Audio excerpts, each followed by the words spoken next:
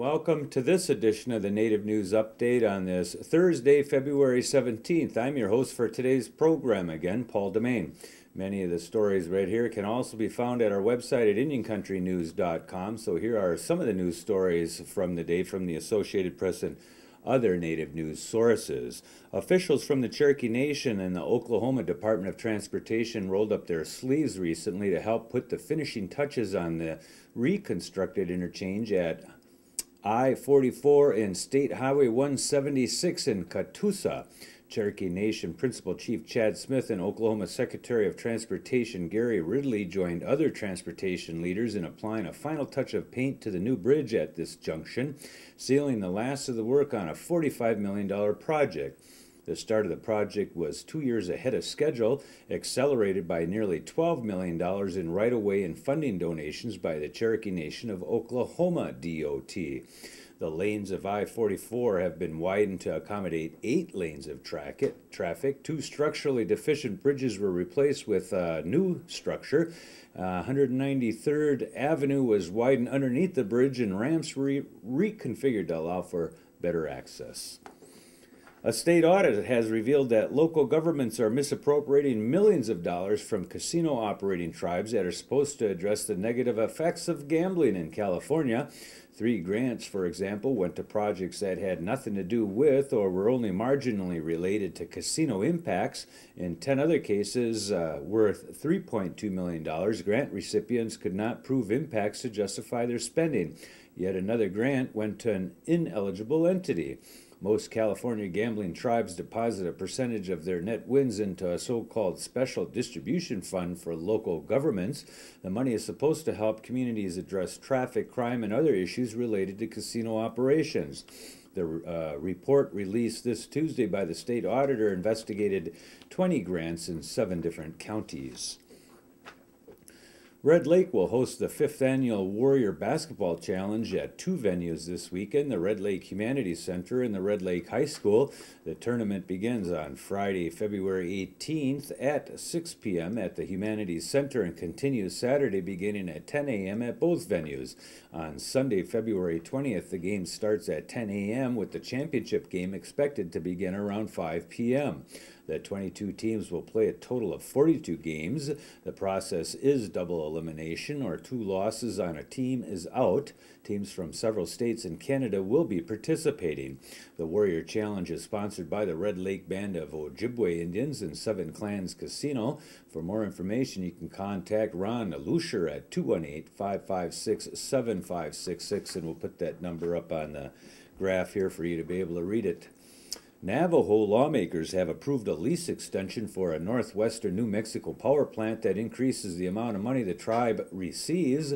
Lawmakers voted 8-2 February 15th to extend the lease for the Four Corners power plant until the year 2041. The tribe will receive $7 million a year over the life of the lease, up from an average of $1.5 million the tribe had been receiving annually under the previous lease. The plant's operator had said it would close the coal-fired plant if the lease that was set to expire in the year 2016 wasn't extended. Navajo lawmakers amended the legislation to require that the plant have the best available technology to reduce emissions. The American Indian Center of Chicago's Trickster Gallery at 190 South Roselli Road, Schaumburg, Illinois, will be reopening its doors for everyone to enjoy Native American art, music, dance, and food. March 5th marks the completion of yet another successful year as Illinois' only Native American-owned and operated arts institution. Seattle artist Andrew Morrison of the Haida and San Carlos Apache tribes will be returning with his latest exhibit in the newly remodeled West Gallery. Andrew is widely known for his large-scale murals throughout the Northwest Coast. Grammy Award-winning performance artist Thurza Defoe, a Oneida Ojibwe from Milwaukee, will be performing music and showing her talent as an accomplished hoop dancer. Tickets are on sale for $20 each, with proceeds benefiting future arts programs at Trickster Gallery. You can call 847-301-2090 to pay by phone and get more information. Trickster Gallery opened its doors in the year 2005 as an extension of the American Indian Center of Chicago's arts programs. And we'll put the URL up there. That's Trickster Gallery at aic-chicago.org. The Indian Health Service has opened competition for FY 2011 Health Professional Scholarships. The programs are designed to financially help Native American students pursue healthcare careers with an eye towards ensuring that there are sufficient Indian health professionals to service Native American communities. Overall, $14 million is estimated to be available through though changes in the FY 2011 budget could reduce that amount.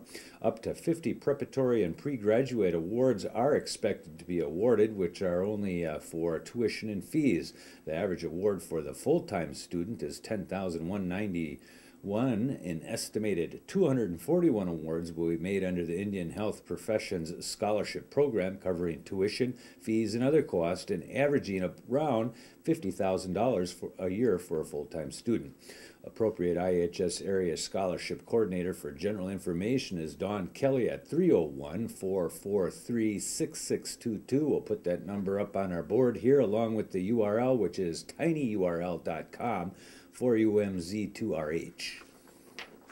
A 2-year, $100,000 grant has been awarded to the Heritage Center at the Red Cloud Indian School on the Pine Ridge Reservation to study and plan for improvements to its building. The Heritage Center opened as a museum 29 years ago. It has a collection of more than 2,000 paintings, drawings, and sculptures representing different American Indian tribal traditions.